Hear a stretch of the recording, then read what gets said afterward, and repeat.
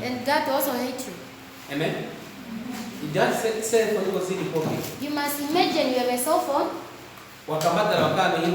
You try, you have work. You have kids. You have a husband. But for you to live an important husband, this is the best husband. I really appreciate for the day of today. You are watching us through YouTube, Facebook. Whoever supporting this ministry, I really appreciate you.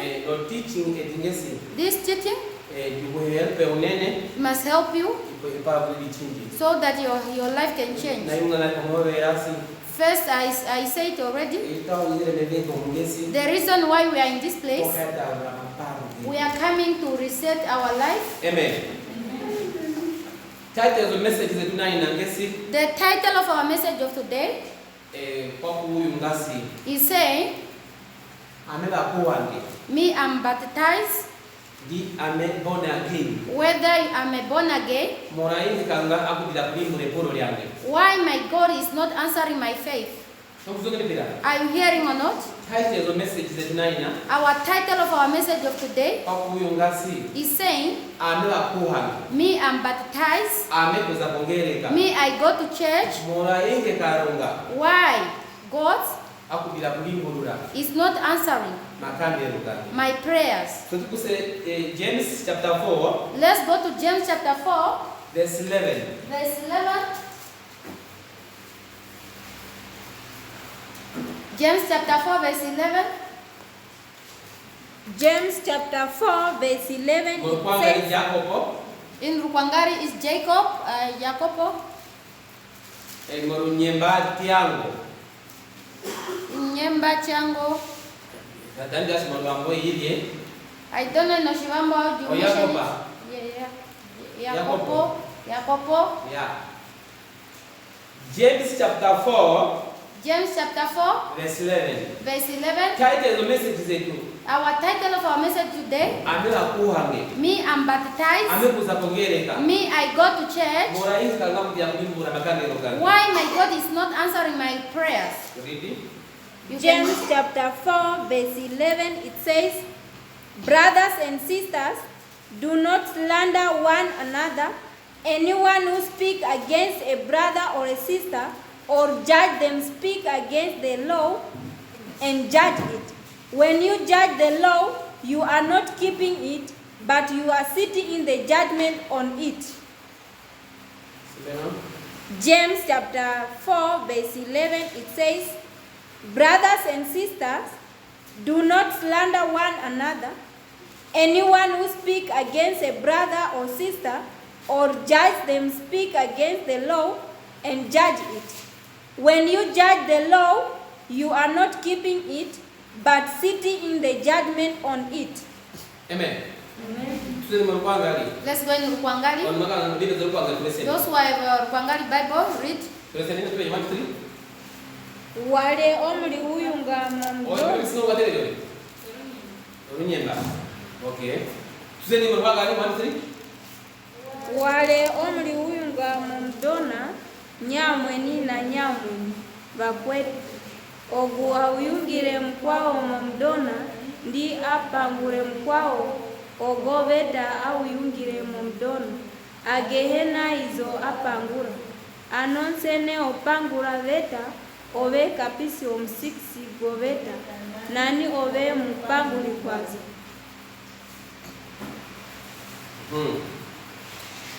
Biblia wakuyungasi. Here the Bible say wale omuli uyunga mumdona. Maybe you speak one against one another. Biblia wakutandikasi. The Bible telling us wale omuli uyungire mumdona. Maybe you speak one another in the bad way. If I look at the life that you are calling yourself that you are born again, you speak it in the wrong way. Is it so or not?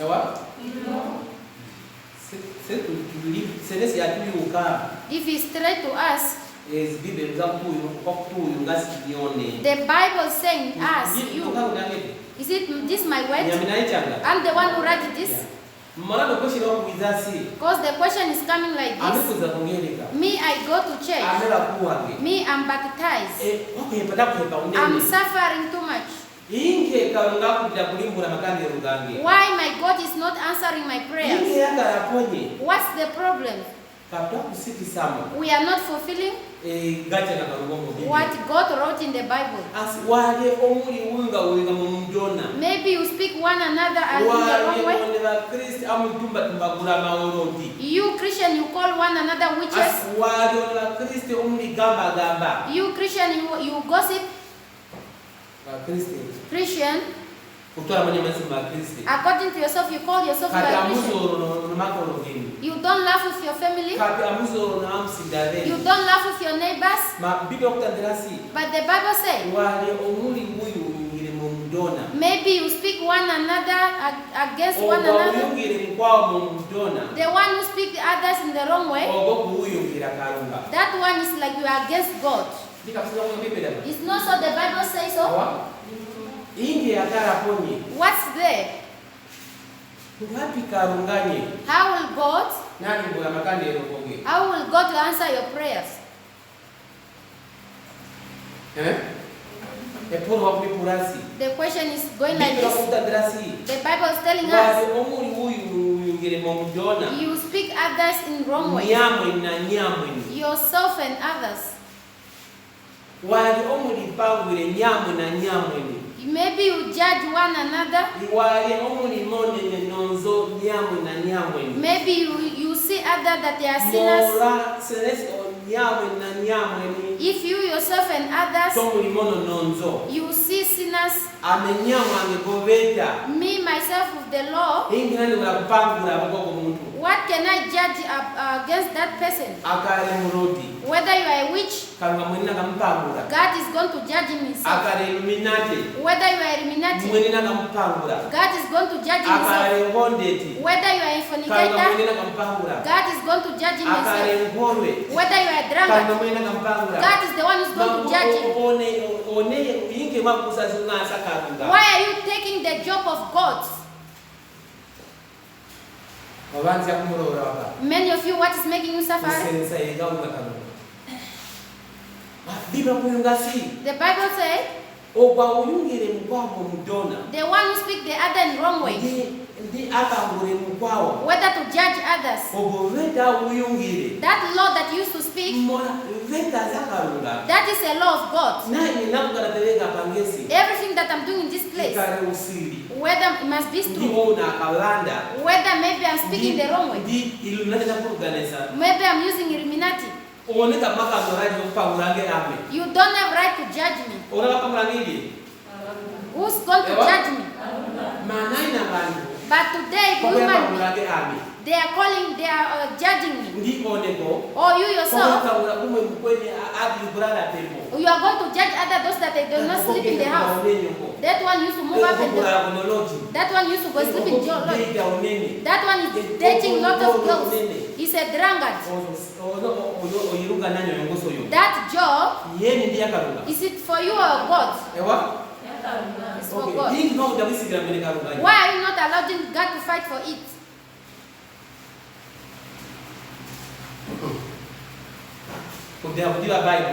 For not knowing the Bible is where God is not answering your prayers. Amen. You must listen what the Bible says. It's not, you are not fit to judge others. The way I'm standing like this, if I'm seeing what I'm doing is wrong, leave me. Leave God to go and judge me himself. But today you are calling yourself that you are Christian. You are speaking other in wrong way. That one is not true. That church, that pastor, like that you are sinning in front of the face of God. Because you don't have that power to judge others. It's where the Bible says, the one who speaks other in the wrong way, or whether to judge others. That Lord that used to speak in the wrong way, and him is the one who is judging. If you judge the spirit, the law, you are not the fulfilling of the law. Wow. If you judge others, that one is a drunkard. That one is a bitch. That one is a witch. You must know it's not your job to fight death. You are not hearing. I don't preach in secret. History. I'm preaching what you used to do. Because if God put that job, or whether that person sinned, you are not the one must fight that battle in your house. That one you must put it in the hand of God to fight about it. But for you yourself, now you got some fight there to talk about that things. What do you have to do that? The one who speak to others in the wrong way. The one who used to. Yes. You see that that person is a drunkard. That person is a fornicator. Just leave him. Just encourage him. If he's not to understand, leave the all of the law. If that person is a liar, you must encourage that person. If it's not hearing, you must allow God to fight that battle. If you see the life of Christians, every day you speak the things of the world. I heard this. Did you hear this one? Did you hear this? Are you the one God? Answer me. Hello? There's people here or not? Or maybe I'm speaking wrong? Because the Bible says, are you God? You are busy, other they are in their houses. If he's fornicating that person, leave him, God is going to judge himself. But you are gossiping, busy gossiping this one here. This one here.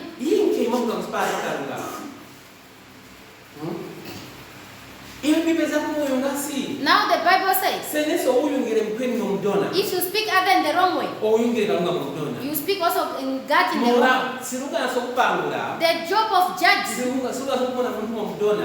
the time of seeing a person in the wrong way, is not you for you.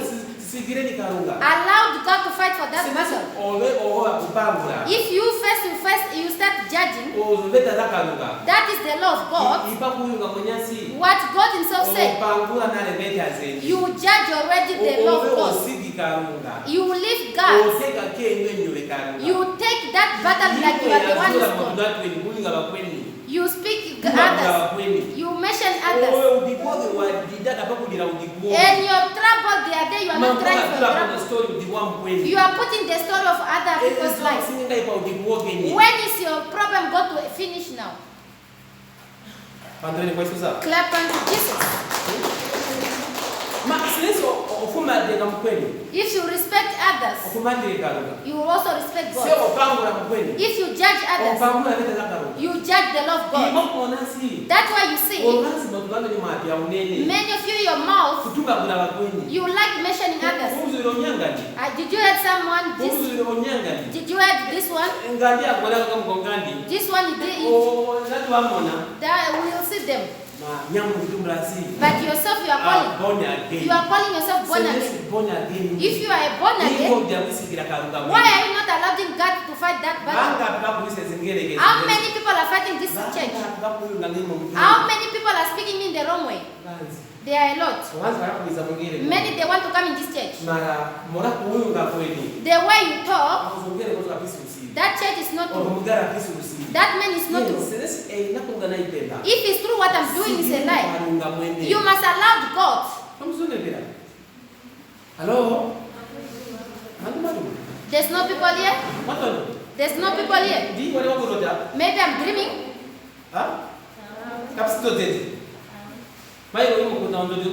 There's some people who can dream such dreams.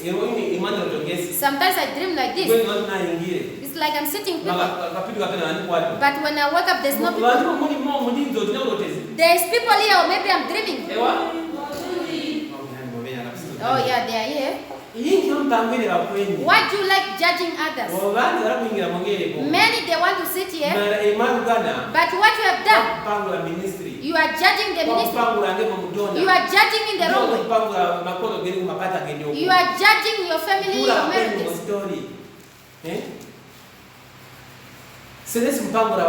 If you judge others, God himself, what you go and judge?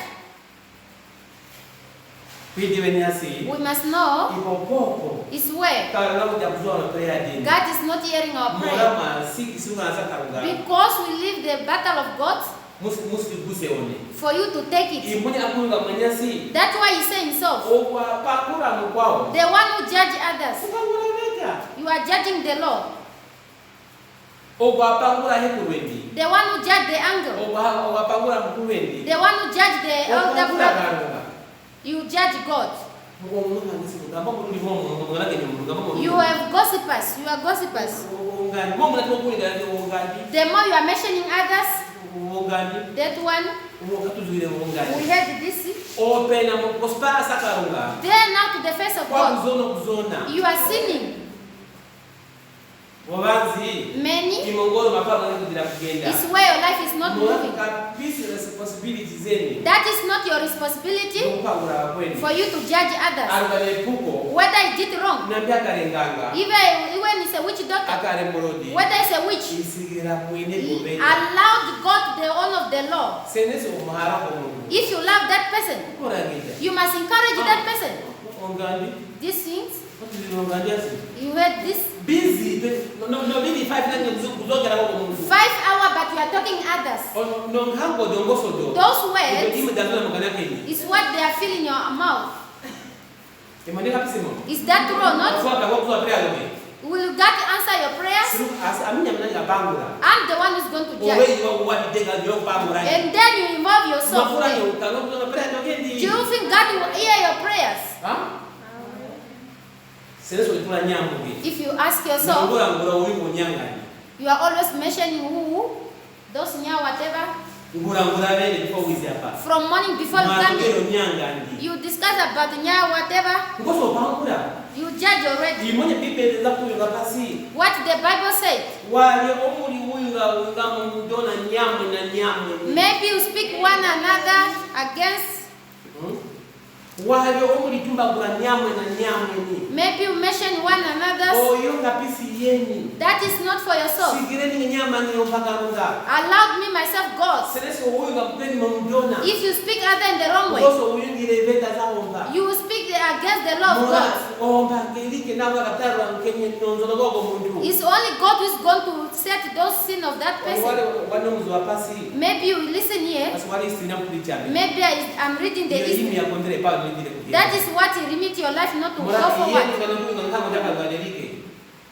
You Christian? You supposed just to speak about gossip. But you put the word of God aside. You are going to mention the mother of who? That one does not marry. They divorce the husband. Every day. You are going on your knees. My Father, help me. Will God answer your prayers? Will God answer your prayers? You are judging others. That is not your job. Why are you speak like that? You put words speaking at others. Because in your mouth there's no word of God. If in your heart there's not the word of God, you speak the things of the world. How is it there? Did you have the mouth of who? If you are mentioning the mouth of who? What about the Jehovah in heaven? Is going to go.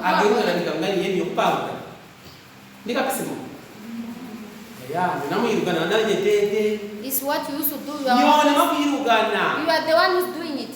In this place, people they want to people, they are not happy. They are hurting some things. That one is not true. That church is a Illuminati. If this church is a Illuminati, why are you not allowing God to go and judge this? Amen. He said, maybe you speak one another in the wrong way. If you tell the other one holding the Bible like this, you are going to say that I hate that church. You are not saying that I saw that church. I hate it that one is a Illuminati. Okay, do you fit to judge or God himself? Why are you not allowed him for God? Amen? How many times you are mentioning others? Many times. Many of you are eating with gossipers. Going from Sawyema to go and give to come at the house of giving some and then we have the people that will take all the rumors. The whole week you just speak about this. The next week you heard another information about it. From there, it's where God is refusing. The one who speak others in wrong way. The one who used to accuse others. You are speaking against God. If you see other they sin, you must pray for that person. Or whether you must leave God to fight that battle. Many people they want to come in this place. It's these people who speak in the wrong. They are the one who making those people not coming. Go to those people that they speak others. They call themselves that they are born again. What's that? Are you baptized like that? Let's answer. You speak others in the wrong way. But the Bible says don't speak others in the wrong way. If that person is a sin, allow me, myself, Jehovah. But now you take that thing that you be. Are you a born again like that?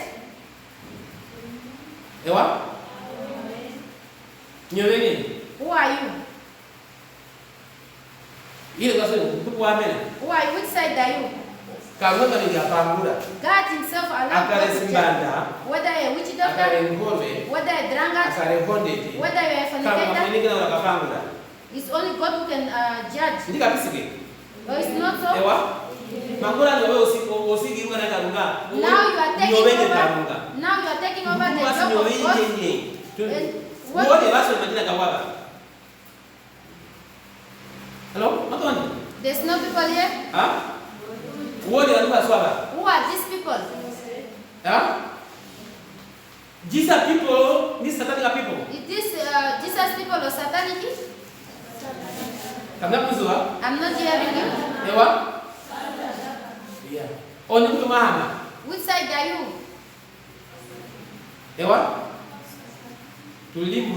Let us answer one. You are crying in your prayer. God is not answering. Why God is not answering your prayer? There's something that you are doing is not making God happy. Because here it says, if you speak other in the wrong way, whether you judge other in the wrong way, that is my job, me, myself, God, Jehovah. It's not you for a human being. If you speak for other in the wrong way, like that you speak against God. How many of you judging others? We are a lot. That is how you discuss in your house. But yourself you call yourself a Christian. A Christian, there's no way a Christian to speak other in the wrong. Because you are. You look things of God down. What God wants, you are looking it down. That's why you see your prayers, God is not answering. If the Bible says it's not good for you to gossip others, it's not good to look others down, it's not good to speak others wrong. If you take Jesus in your heart, you will not speak it. It's not so. You must know you talk gossip. And the other Sunday you are going to check. Some of you in that church that you are sitting, look at that woman's hair. Look the way he's dressing. Is this the wife of pastor? Did you come for a pastor's wife?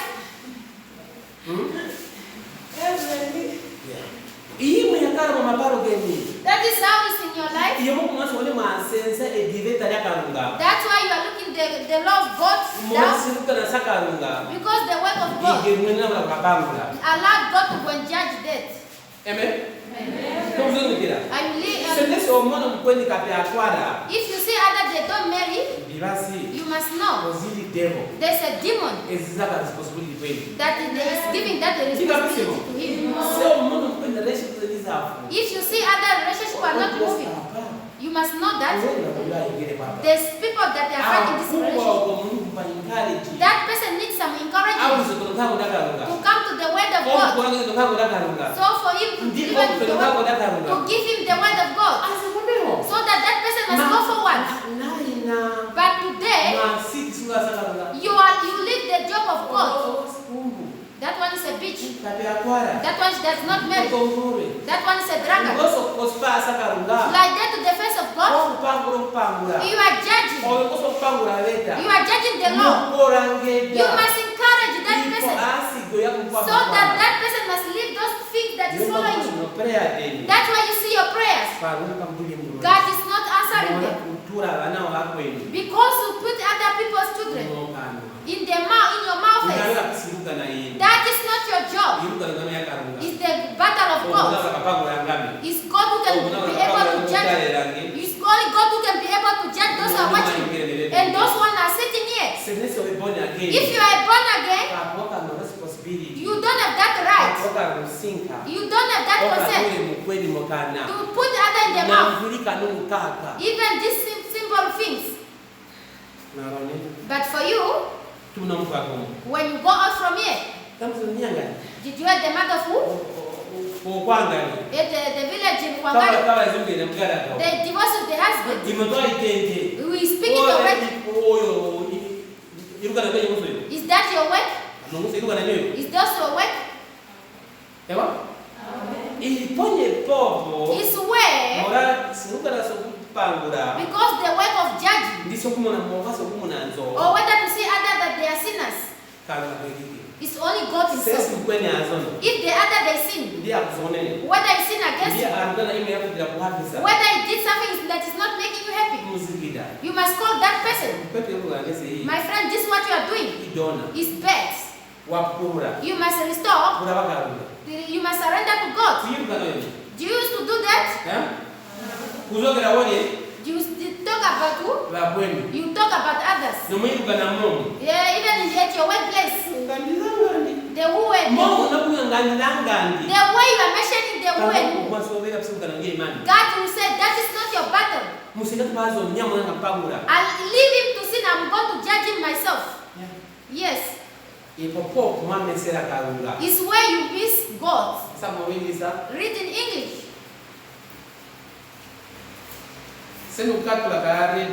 If you must be ready. James chapter 4 verse 11, it says, brothers and sisters, do not slander one another. Anyone who speaks against a brother or sister or judge them speak against the law and judge it. When you judge the law, you are not keeping it, but sitting in a judgment on it. Yeah. Whoever judge others, you are not the fulfilling of the law. You are judging the law. From morning to afternoon to evening. At your tongue. The motherful. The motherful. That the motherful. You are not mentioning them according to Jesus. Now from there you are getting cares from God. It's where your prayers, God is not answering because you mention others. You are not the all of the law. Amen. Amen. Are we listening or not? It's where you are questioning yourself. Me, I go to church. I'm baptized. Why my God is not answering my prayer? Why God is limiting your prayers? You mention others. Mentioning others? That one. That one. Is that he got this man? Many of you, I saw you in the hospital. If you see those pregnant ladies that they used to see, maybe that one is having 1 month or 2 months. You saw her sitting there. When you reach at your house, we saw the mother who maybe is pregnant. Is that your concern? If he's pregnant? Clement to Jesus. Because everything that we are speaking here, you are fighting the law of God. Maybe the other. Maybe you got like a boyfriend. Maybe that day you are the one who saw that person. I saw who? Who's the boyfriend?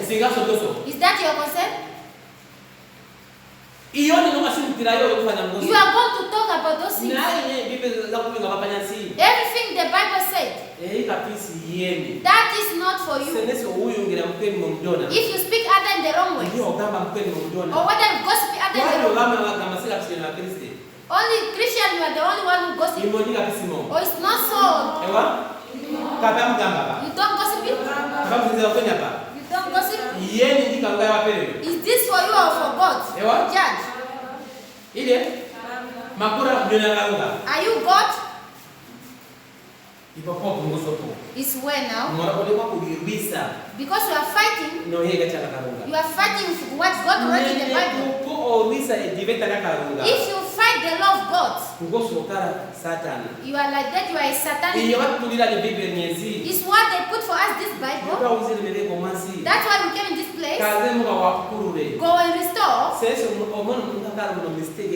If you see someone is having mistake, what is doing? If you have that pity, call that person to encourage that person. Many of you are the one who make you divorce, make others to divorce their marriages. Others, maybe they were quarreling in the evening with their husbands, their boyfriends. And you come to maybe let me tell my friend what has happened to encourage you. Me, I did not sleep with my boyfriend. But for you now what you are doing, for you to, the other one want you to get some encouragement. You are going to add some problem. Is that amen now? Just leave that one. Is that one amen? You see, like that, did you not judge? Many of you got tired your life because you don't like mentioning what's from God. You mention the life of others. It's what the Bible saying here.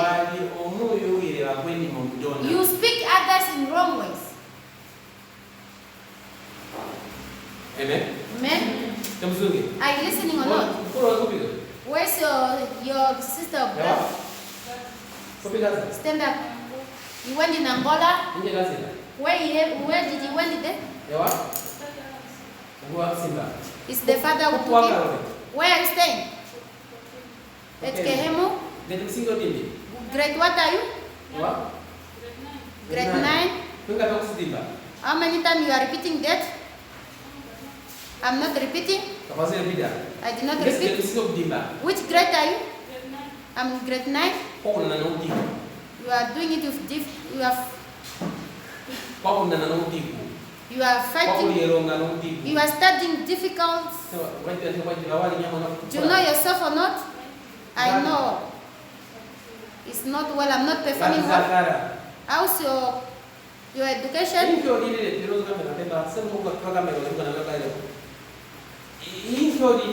Why are you crying? What did you lost? I lost a lot. I'm seeing you crying. I'm crying for my school. How's your school?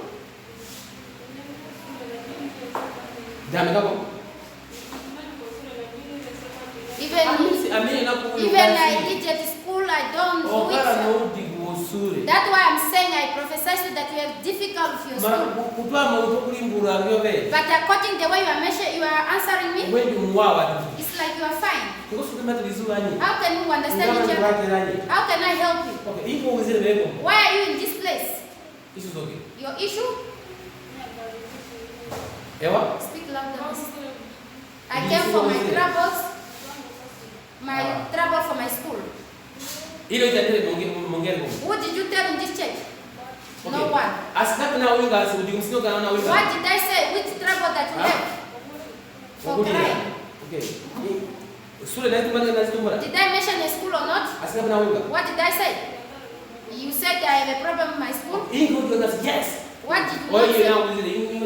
What did you not mention? Answer me and say, yes, it's true, I came for that. Are you fear or ashamed? No. You are suffering. What do you want? Nothing. What do you want God to do for you? For me to finish my school, my education? You must keep yourself busy to come in this place to hear the word of God. God is going to answer you. Yeah.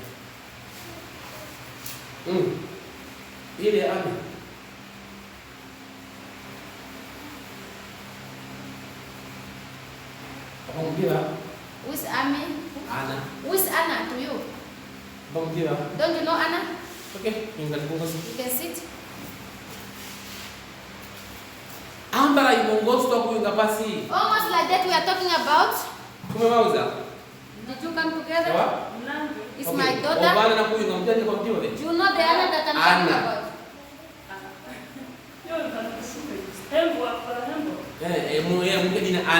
Anna. I'm hearing a name Anna. Do you know the person called Anna?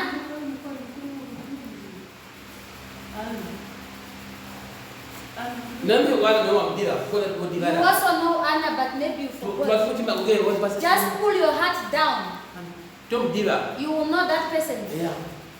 Okay. Hambala inongoza Bibeli. Almost like that the Bible is warning us. Maybe you speak others in wrong way. In this earth, you people on earth, you don't have that power to speak others in wrong way. This one does not marry. Every child is having a different father. Every child is having a different father. There's a demon that is make that person to do this. Amen. But for you, you talk about others. How will Jehovah answer your prayer? If you take the job of God, many people that are doing this place, they are not happy. That one is a liar. That one used to lie people. The way he got this, that one is Illuminati. That one is not a true church. If you look at the damn, I'm telling you about Illuminati. Did I tell you that you can sacrifice? It's you yourself from your mouth. What you are speaking. What you are speaking about others. According to the Bible, it says you must not fight one another. Only me, myself, God. I can fight those. Whether it's a drunkard, whether you are a prostitute, whether a witch doctor, whether Illuminati. It's only God who is going to judge it. For you yourself, just encourage. You encourage. You leave the job of God. Now you take it as you are God yourself. Is it so or not? What do you have to do that? Answer me, what do you have to do that? I'm not hearing you.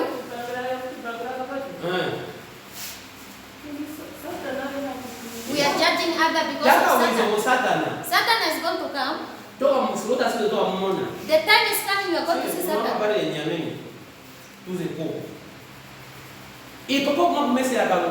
It's where you are missing God.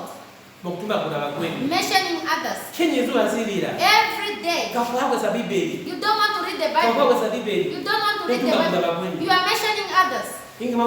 Why? What are you getting from there? What are you getting from there? You don't feel the word of God in your mouth.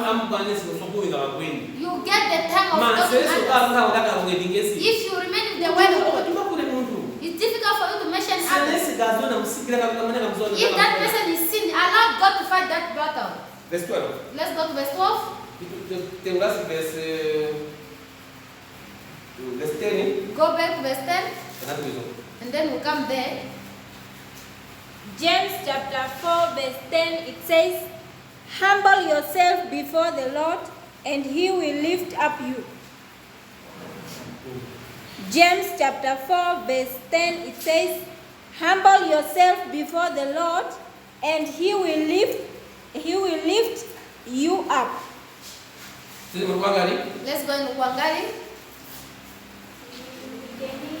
So 1, 2, 3. Let's read all of us. 1, 2, 3.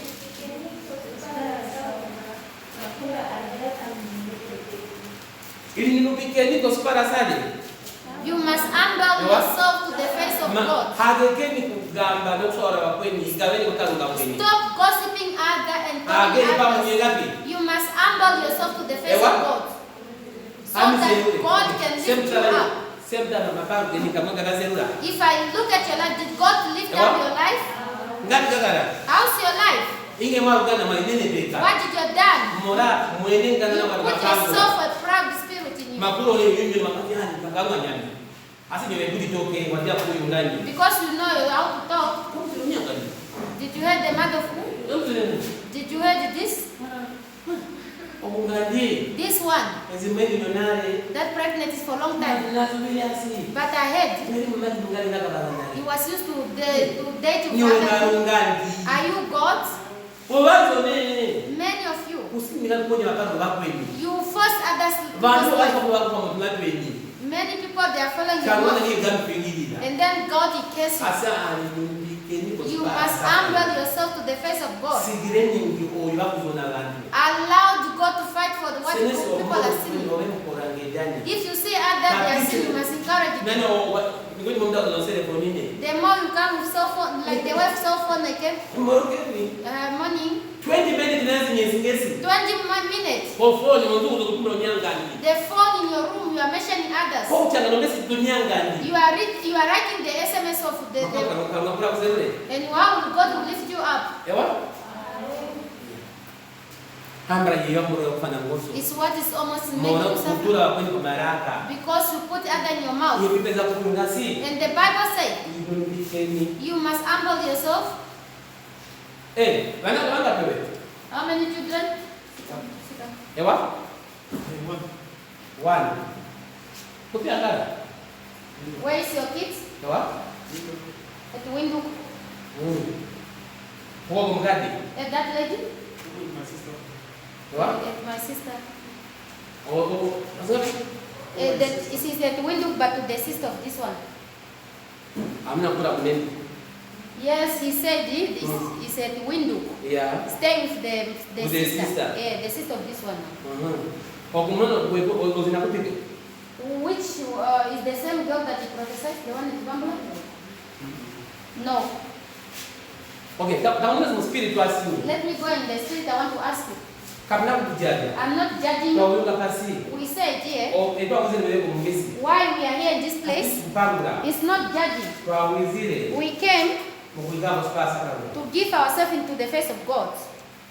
In the spirit, you have to give your life to the face of God. Answer. You understand the finish? You understand the mambo? Oh. Robo msingo winga kobe. Rupiro. Wanyama, ondonga, whatever. Wanyama. Okay, owa kuyunga. Tara, spiritually. In the spirit, and see sickness like high. When you go to the toilet, can I speak in a phone? Bacho watu wela oshika uno problema wela wa mishila ngenge toiko tuko kanyonganya uno oshu tunengi oshu. Number 2. Mugongogoge. Ombudawe. Wakara mwenji waburumuka. Waidi andi waidira. Wafauli like down. Wafawa wapedu. Kama ya asimu huko. Used to feel pain. Iyo ngosi ya kwirete sapo. Is what is bringing and washa tasha tife ujo. Mora utulo kapisi kwa uroko. Bacholo tulo hapo fikopo. Utulo ngendo nene po. Bacholo no tulo kulave. Ewa? Ndipo bara hapo. Hapo ufika ponga. Ewa? No. Asa na chinyamula no ngo. Ikanu. Kale kontu. Ikanu. Ngakota mbiza dadi. Nani kubate spiritually. Kubate lini maewe te. Baranyamo ngoma. Mala kopi na unyamukule ukomende ngemo shiki ngombe. Yeah. Aí tá, então nós vamos longa, hoje vamos ao xixi dite, a boca o xixi no muga. Bacho wasa oni. Mora é caro que ele apa. O ngala mwa wati na yuka no. O caro disappointment. Wati ni ma oni ma. Kozini dimo na tarapoge. Penome kwa ya satana ili. Exato da poge. Taende o. Katoka loka na tukavali. O koma tukavali. Pregnant stand up. Yeah. Where are you coming from? You must speak louder. What? Speak nice louder. Ndonga. I'm from Ndonga. Where did you have come there from? Which day? Ndonga, Momo ni Ndonga. Ndonga from Bambuland or this one in Kabango? Huh? Kabango. Kabango. Where did you come from there? Kari.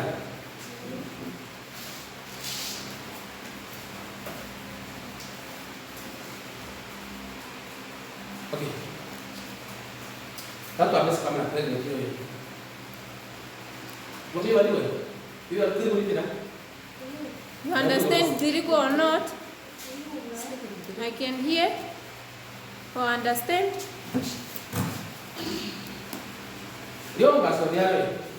For what that pregnant?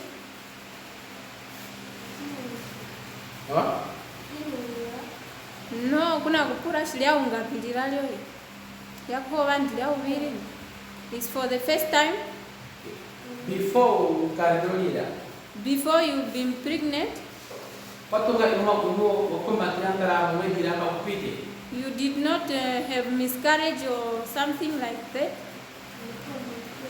I miscarriage one. How it did happen? I just passed a lot of blood. Your problem, I want to tell you more. Devil is controlling you. Where is the father? At home. How many months you've been here? The father is at Dama. And where do you stay? In their home. I want to go deeper, but you are not answering me. Yes. Just sit down. You are not answering me. I want to help you, but you are not answering. I'm still the first pregnant. What happened? But for you, you are shocked like, how did he know this? Yeah. Okay. Where are you coming from? Stand up. If you must answer me so that if you're not answering, the time is over. What did you come here for, me to help you? You just came for the service?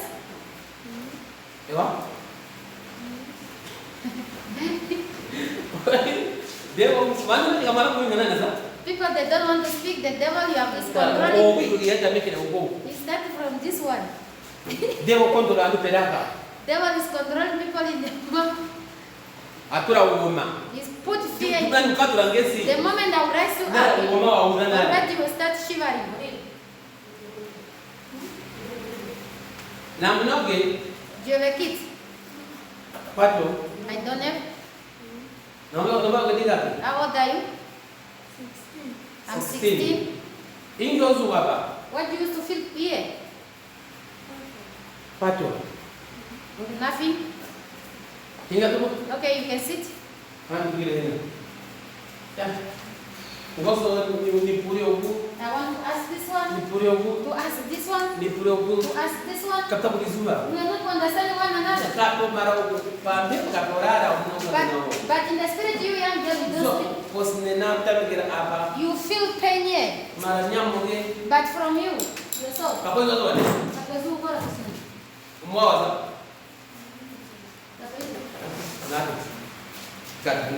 Okay, it's fine. It must be like that. From where? There's a woman who was coming here. What happened for this lady? I was prophesying that I'm seeing operation in you. I'm seeing a spiritual husband in you. That woman was refusing. But after 2 months, the woman went to the hospital. He went to be operated and then he died. Some of the friends, they came together here, and then they told that prophet that he prophesied. He went and be operated and then later on he died. We do not pray for that person to be arrested. The person died already, the time is gone. The time when you are coming here is like you are fear. Number 2 is like you are doubting me. If a spirit is speaking in me, you must... The one who speaks is not me myself. You have to pray for pregnancy. Witchcraft. I'm seeing witchcraft. From your family. In your family, you used to lose miscarriage or whether sometimes you give death. Wale kwa kuna wale wana wanditu hawa. Maybe that child will stay for 2 minutes. What used to happen in your family? It's like I'm speaking to a stick. Watu wao kwenye si awe ndiyo usiri. Kwa hiyo ndio kwa hiyo inakuwa. Waizi wote kwa hizo ba. Katika kwa waizi ba. To who did you head that? To my sister. Ngapi wanaongea? How did that happen? Ewa? I don't know. What those one that you are speaking is like. Aso ngapi? Sura msingi. Ewa? Kare wapi banditira? You heard it or not? That demon is still around you. Just pray more. Okay. Let's go forward. Is it your first time to come here? Friday I was here. Did I prophesy you? No. Who is Nepemba to you? It's my older sister's child. If you answer me like that, to make me happy. If the Spirit of God speaks in me, you must remember quickly. Come here.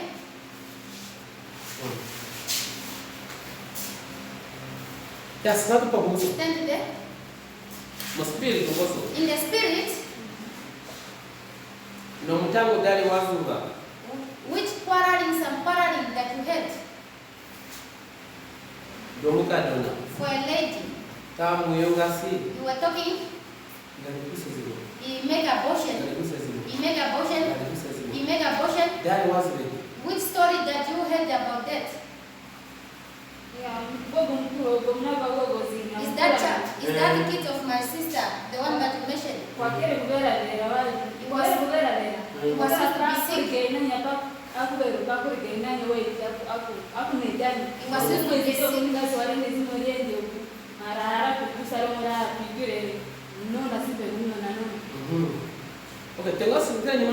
Okay, go back.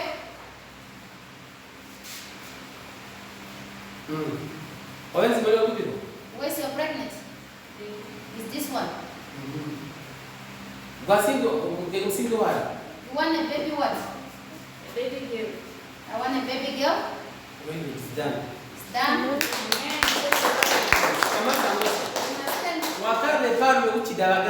You are after men. You have this life. It's like a man be like angry to you. If you don't want to go, there's a lot of men. And you have a mouth talking too much. Why? Why do you used to talk too much? It's not yourself, it's the devil. Why do you used to chase away men? Because I've seen this one. Now it's like the owner of this pregnant, that man, they love that he will love you too much. But you, when you look at that man, it's like just do you know that or not? Yes, I know. How did you know? Because that man pregnant us, two of us. The way I used to think, he maybe love the other one, maybe he doesn't love her. And then me, I just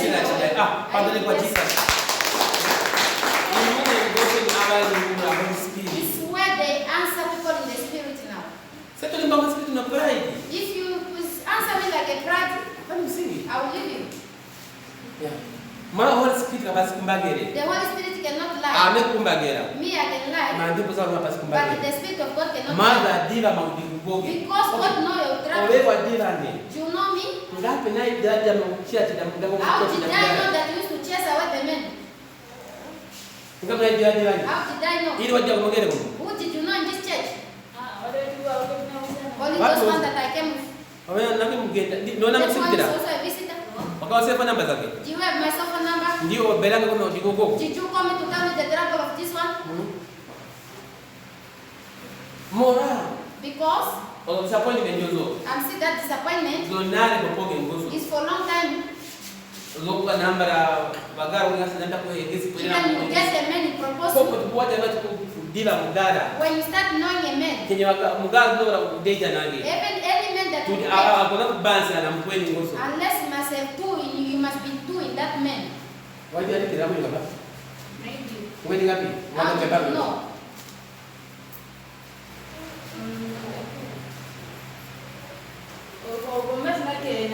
The man that I was with you, before I get the father of this one, I did not know that he's having a wife. I didn't know that he's having another lady. And then when I found out, I just away that man. And forgiveness. And then you must forgive the thing that you don't want to forgive. If the other did something wrong, I must not see that one again. You are having that holding granted, whatever you call it. Why do you You know that. You don't forgive. You have this heart that you don't forgive. If a person sin against you, don't forgive. Why do you do you know not? Short temper. You have a short temper. If a person sin against, what will you do to that person? What you have to have short temper like that? Why are you have to don't know. But you used to see it. Yes, I used to see it. The more you are not seeing that, the one who make you to be angry is the one who make you not to forgive others. Because you used to be angry but you don't. You are short temper but you don't know. That devil? But your relationship is like complicated. Must be in the word of God. That man will come to you. Amen. So I sit.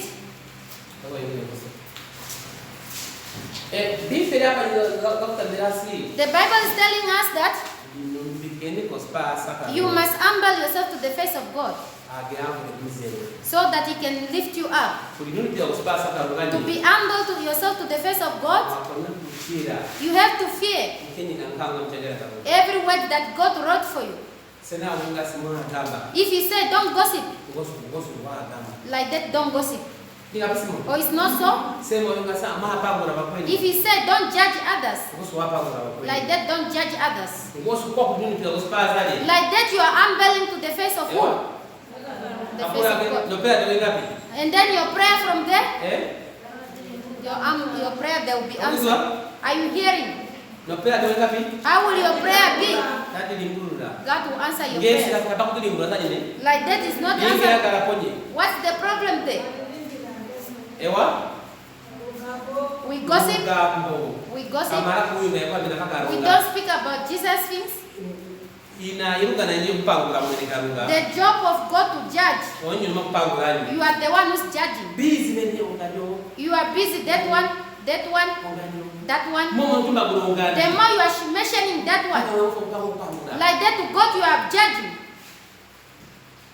Amen. Amen. Verse 12. Let's go to verse 12. James chapter 4 verse 12, it says, there is only one lawgiver and judge, the one who is able to save and destroy. But you are judged. Do you know Kakuhu?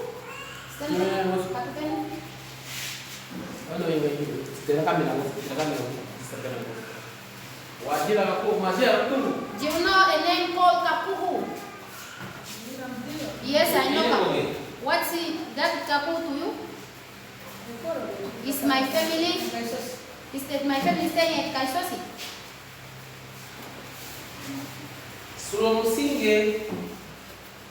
For how long that you suffer? I'm saying in your life. Two women. Are you listening to me? I'm saying in your life. I'm saying polygamous marriage. When did you start those polygamous marriage? First, the man that I started marrying, he left me at Cotmas and then he come and get another 1 year.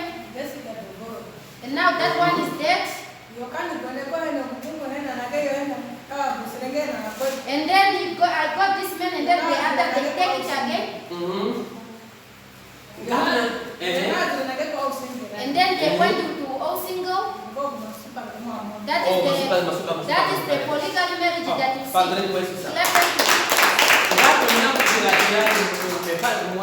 How did I know your life, your background?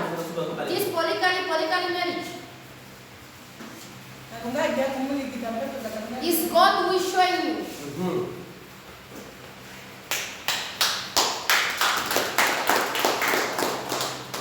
Okay. There's where you went in your life.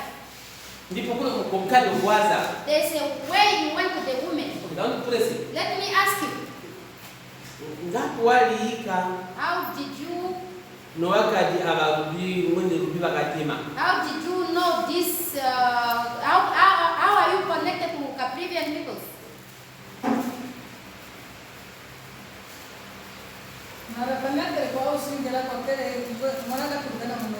When I was at all single, we used to work in the grapes gardens. When I was at Ketmas, I went to the witch doctors. The witch doctor that called a Nigerian. No, I want to come there. Me, I want to come there. Don't prophesy to me for me first. Wait. Me, I ask you something. My issue that I want to ask you. Is what do you want to prophesy to me? Don't tell me. Jesus already know. I'll tell you. Yeah. I'm asking, do you have a relationship with Caprivian people, women? I was with them at all single. You already reviewed that one. I wanted to question you. Did you went to the other women for disappointment, then they give you some chance, and then you reviewed already yourself? You must speak it because you reviewed already.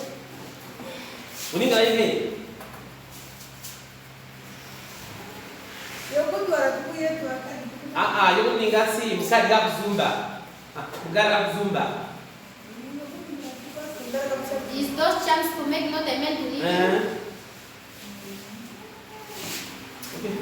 Okay. There's something that you ask to women, Caprivian women. Not Caprivian. I'm seeing a woman. This woman. You used to give these lucky things, charms. That a man must not leave you. Like that. Do you remember or not? Maybe I forgot. There's no problem. That demon. That to make the other that husband will marry other women. Your husband is coming. Receive. That man is going to call you. Let the devil first must be far away from you.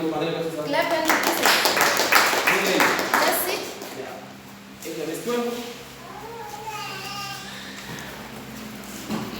James chapter 4 verse 12, it says, there is only one lawgiver and judge, the one who is able to save and destroy. But are you to judge your neighbor. James chapter 4 verse 12, it says, there is only one lawgiver and judge, the one who is able to save and destroy. But you, who are you to judge your neighbor? Let's go in Lukwangari. Let's go in Lukwangari.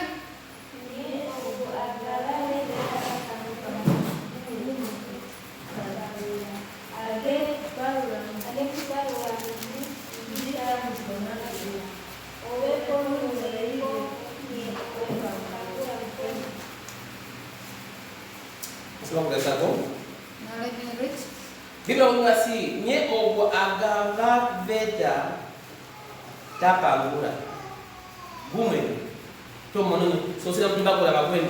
The moment you mention others, ngano kwa pangura ije, who is supposed to judge? Ewa? God himself. Let us answer one another. You mention others, you like mentioning others. Because the Bible says,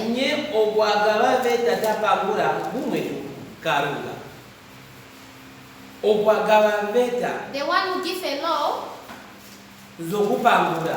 for judging. Sister who is a drunkard, he used to fornicate. He does not marry. He used to do this kind of thing.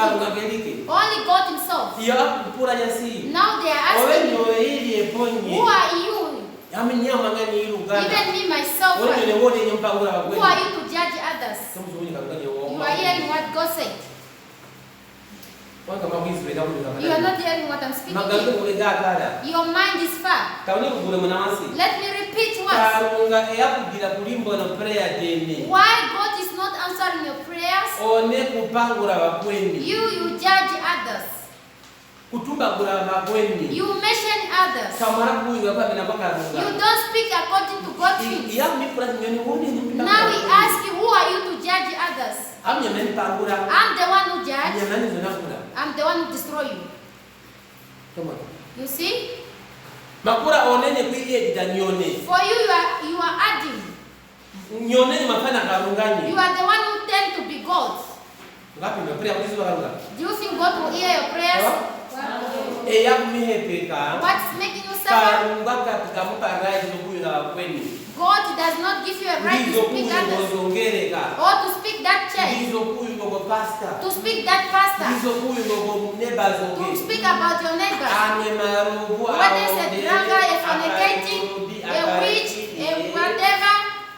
If you want to go encourage others, if you cannot be able to manage, you must leave.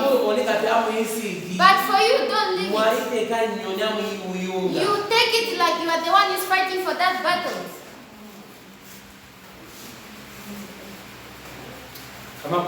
You are not hearing. You are not hearing this. The Bible said, who are you? How many of you judging this church? If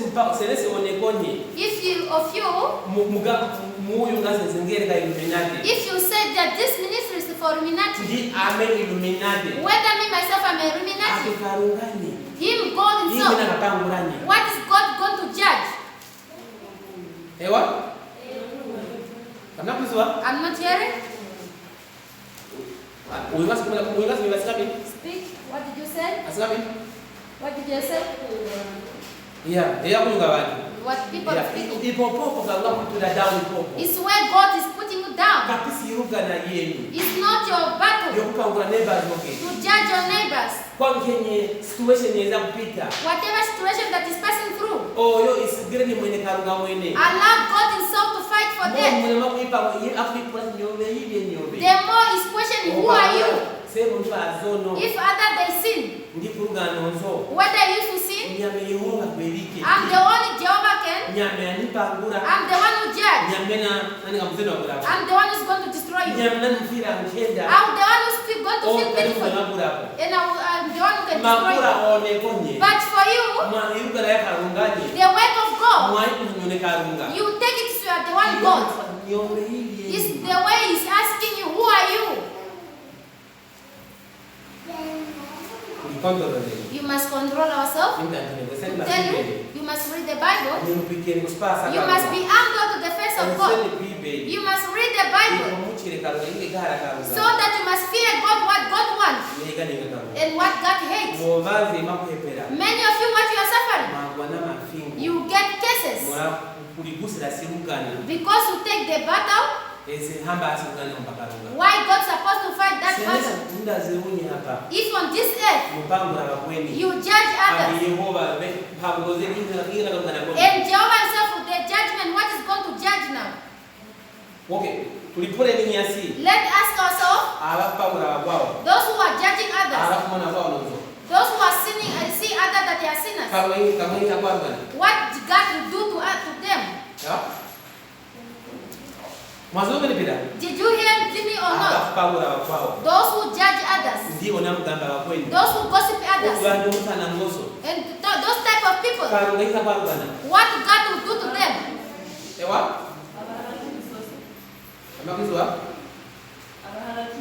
Okay, anyone who want to answer again? God will curse you. Can curse you. That's why I say, who are you?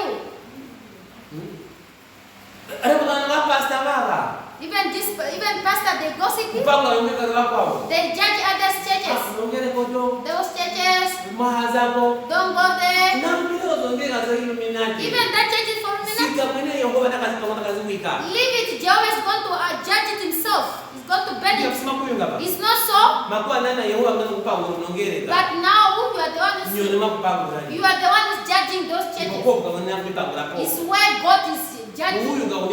You speak too much. It's where God is not answering your prayer. Change your behaviors. What you are seeing, your prayer is not moving. Your life is not moving. There is something that you are doing in the face of God. What is not making God happy? You must speak the word of God. In your house, you are speaking other the mother of who? Are you God? Amen. Amen. Clap unto Jesus. The Bible said,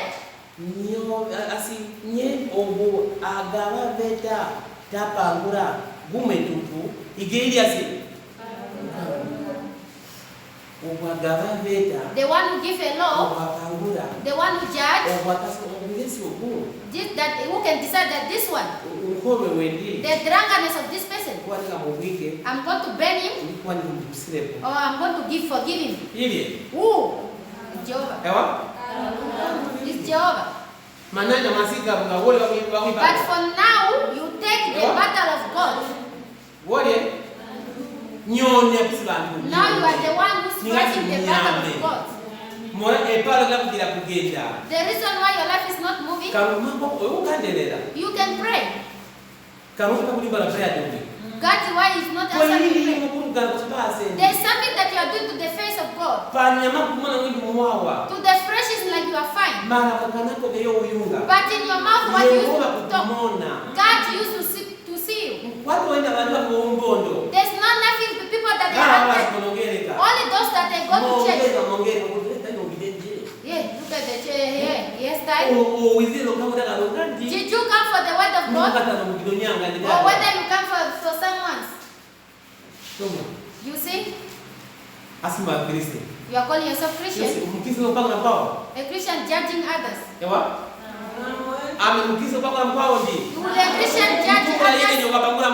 Who's Satana.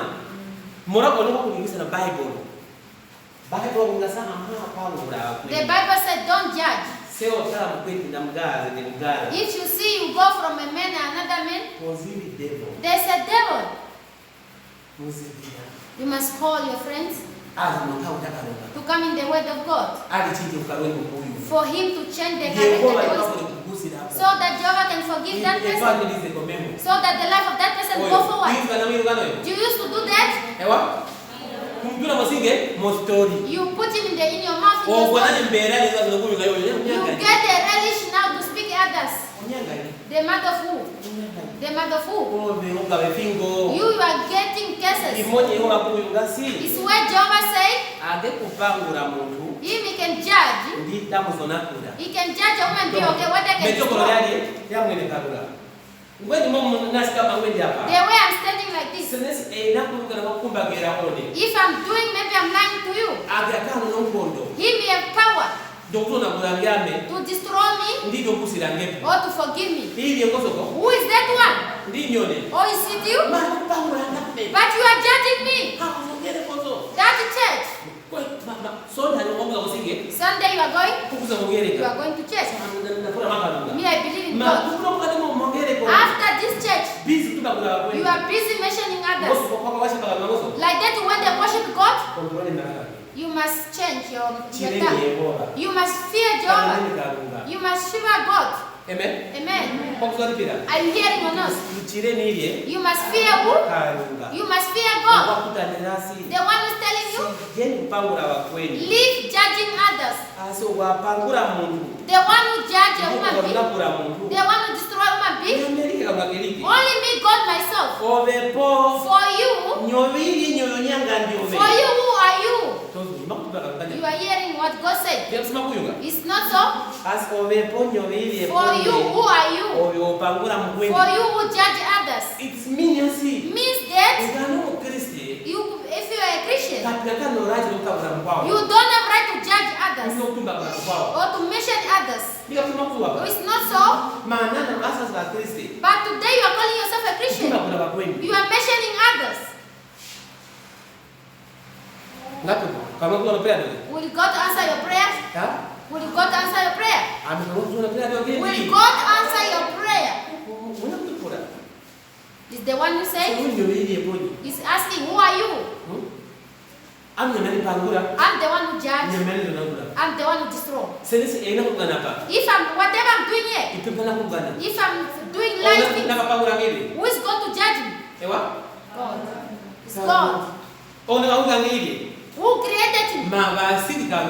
They leave God. They are judging you. You are the one who is judging. That church is not. You heard that? The more you are speaking that you are heard that, is the way you are getting cases. Many, your life are not moving. You are questioning yourself. Me, I go to church. This is our title of our message of today. Me, I go to church. God, why is not answering my prayer? It's not so that you ask yourself. Today you heard the reason why God is not hearing my prayer, because you live the battle of God. You are the one who's doing it now. It's how He told you that you can judge others.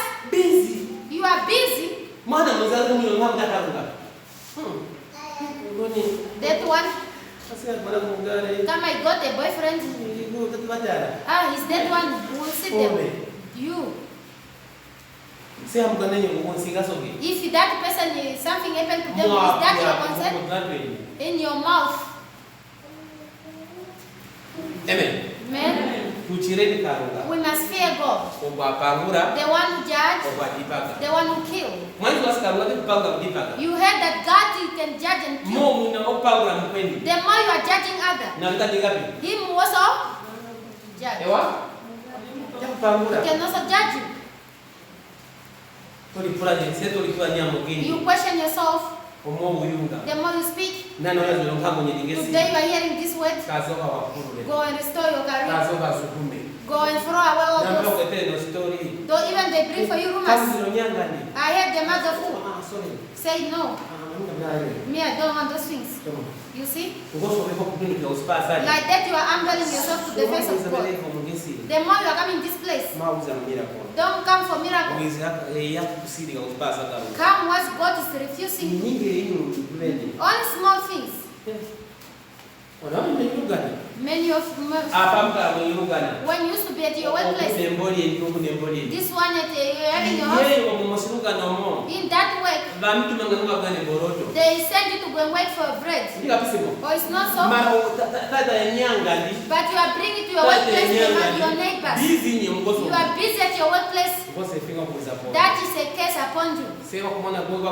If you see you are suffering, or whether your neighbor is suffering, you must call him. Give him the word of God. Amen. Amen. You must encourage your friend with the word of God, so that you change. Don't add problems. That one doesn't marry. That one does not get job. That one from this man to this man. That is not your life, Christian. That is the life of sinners. Even this witch doctor, don't judge him.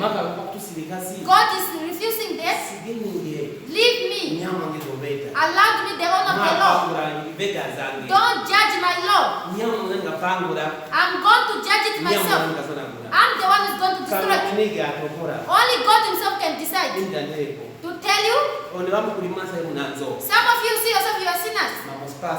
But to the face of God, when you stand up and surrender, my God, me I used to gossip.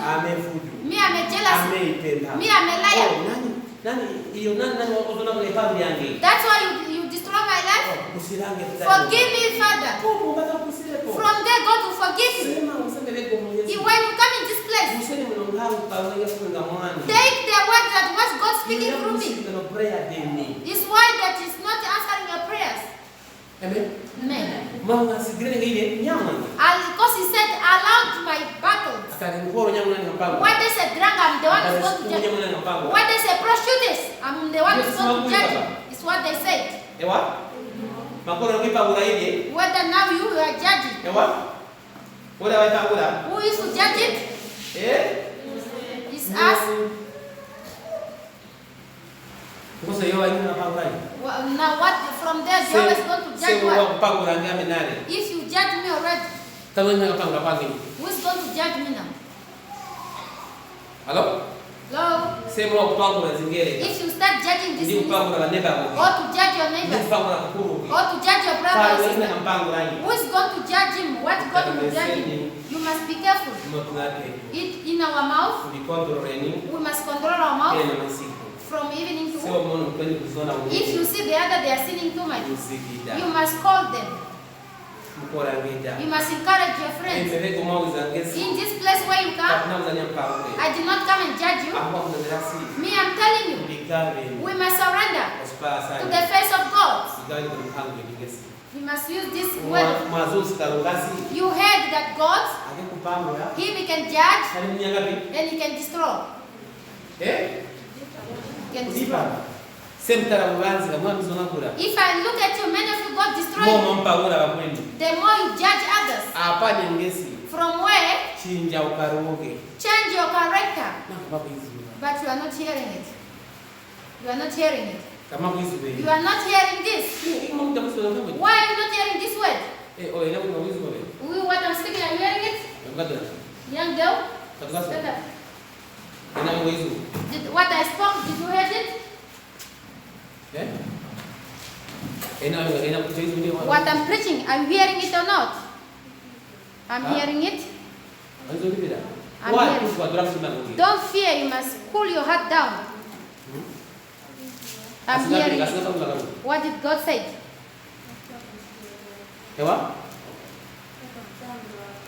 Come on, we must not judge others. Yes, we must stop. You? What did I say here? We must follow the word of God. Like how? Not gossiping others. What did I say here? Can speak in Indian Rambo. He said we don't have right to judge others. Yeah. The one who's going to have right to judge only God. Okay, you can sit. From now on, us, what we used to do us, we judge judge our any trouble that you see to others, any disappointment that you are seeing to your friends, if you are baptized, you must put the other in prayers. We are the one who's giving power to the devil because we put the things of God aside. No other people they judge, only those Christians, those that they call themselves Christians. It's not so. Kama they are baptized. If they baptize you, did you have Jesus in your heart? Can you judge others? Hello? Can you judge others? What will you do? You have to encourage. You have to encourage. You used to do it or not? It's where God is not answering your prayer. Even you pray, even you ask, the more you are mentioning the brother, that neighbor, to God, you are getting cases. Leave mentioning others. You must read the word of God. Leave moving up and down. You are cooking. The mother of who? The mother of who? What did they have done to you?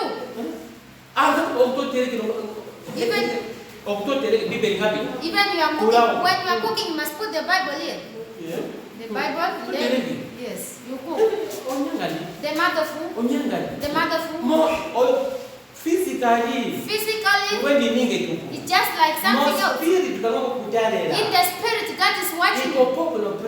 It's where your prayers, your troubles, they are found the law of God. Amen. What did I say?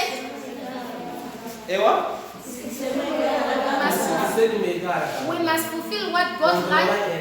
Control your tongue. You must fight for your troubles. The way you come to me is your trouble that they are a lot. Now I'm telling you, go and change your behaviors. Go and fight your battles. Leave those other people's troubles. To tell you, you must allow the God Jehovah himself to fight that battle. Amen. Amen. Even that person is a fornicator, he does not marry, just leave. You just give in the head of God. If he's nearby you, you must encourage that friend with the word of God. Or whether you can bring him to this place to come for deliverance, so that he can take Jesus. Because to talking others, he brings untidiness to the face of God. Amen. Amen. I know the title of our today, or this preacher of today. We are going to finish it now. We learn a lot of things. What God likes and what God hates. Today we talk. Leave mentioning others. Leave seeing others, people sinners. That is the life that you are living. Mentioning others. Called. Point your neighbor that my neighbor. Stop mentioning others. Neighbors. Stop mentioning others. Neighbors. Stop mentioning others. Neighbors. Stop mentioning others. Neighbors. Stop mentioning others. Stop mentioning others. Or judging others. Read the Bible. In the eyes of God, you are fighting the law of God. Because he said, I'm the one who judges. And I'm the one who kills. And who are you? The more you are mentioning others, the more God you are speaking. And he said, who are you? If you are a fornicator, if you are a drunkard, I can destroy myself. And for who? How can you jump my law? You see? You jump the law of who? Of God. Busy. You are busy. Kenya zua asili every day. Only that's the story of now you see yourself a Christian. Some of you what I'm speaking in your heart you know. You know that I'm the one who's you must not repeat it again. Are you hearing? If the devil is using you, come for deliverance. One-on-one. Me, I gossip too much. That demon must leave me. Because your word is to be the word of God. We must live. Allow God himself. Clap unto Jesus. Verse 7. Let's go to verse 7. James chapter 4 verse 7, it says, submit yourself then to God, resist the devil, and he will flee from you. Let's go into Rukwangali. Ligaveni nye kwa karunga, munyokere muzona guli. Kamatia kuresa? Don't you know how to read? Ligaveni kwa karunga. You must surrender to God. Ipo munyokere muzona guli. So that you must rebuke the destroyer. If I look at your life, it's not moving well. What's there? You do not surrender. To surrender to God is to leave those things that you must not judge others. The destroyer is always following you.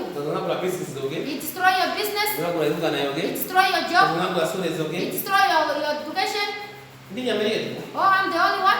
No. Even you? No mistake. What's mistake that are there? Why the enemy is following? Because you are jamming the law of God. We must surrender to God so that we must rebuke the destroyer. The destroyer is the one who is holding your career. Is the one who destroys your education. Is the one who is destroying your marriage. Is the one who is destroying your business. Because what we have done in our mistake, we did not surrender to God. We must not just come to church, just sitting. You must know yourself that from morning to afternoon to evening, how is the word of God? The destroyer is following because you are not humble to the face of God. If you are looking things of God down, you must know that the destroyer, he can get away from you. If you have fear of God, the destroyer cannot touch you. Will it destroy you? If you look at your life, how is your life look? Is it well or not? How is your life? You are not obeying. No one with you. It's your mouth. The things of the world. Almost to the day of today. I tell you, if there's someone that you are here, your life is not well. Your prayer, God is not answering them. There's a mistake that you have done to the face of God. Not to me. Me, I'm a servant of God. Are you hearing me? I'm not a judge. That's why you see me standing here. I'm coming to tell you the word of God, so that it can also forgive me my sinners. Amen. Amen. Me, I'm just so that God can forgive me. Don't sit for education. No, because the church is nice. Because that church can heal. We must not come for that. We must come for Jehovah who is speaking, say, surrender yourself to me. To surrender to God, what surrender? To leave jealousy, to leave liars, to leave gossiping, to leave all the things of the world. Amen. Amen. From there like that you are giving your surrendering to God. Jehovah can answer your prayers. God did not curse you. It's you are cursing yourself to the face of God. The way you think, the way you speak. You don't have Bibles? Some of you having it, but even you read it, you don't understand. What did you hear? What did you hear? What did you hear? We must not judge others. God must judge himself. Are you going to change or you are still going to continue? I'm going to change. In which way that you are going to change?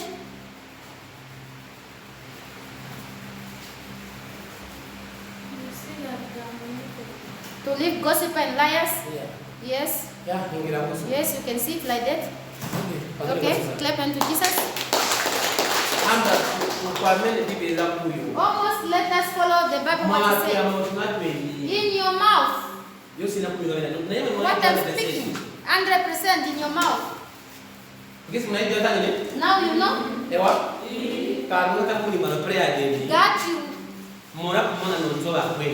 God will not answer a prayer because you see others. You see the sin of the other churches. That church. That pastor. That TB Joshua. That Bushili. If TB Joshua is Illuminati, leave him. Who is going to judge him? God. If Bushili is Illuminati, who is going to destroy him?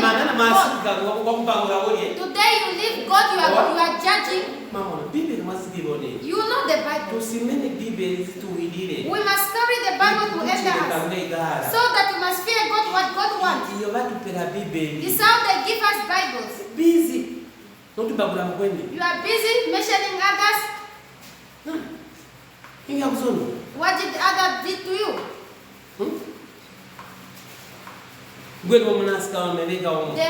The way I'm standing in this place, I'm preaching the gospel.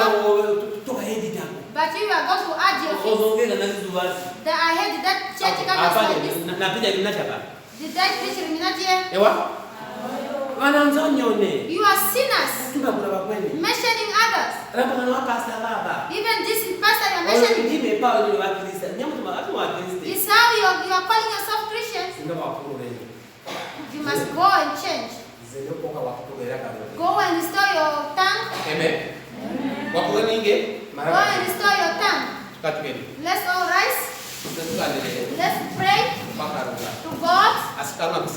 God forgive me my mistake. Let's pray all of us.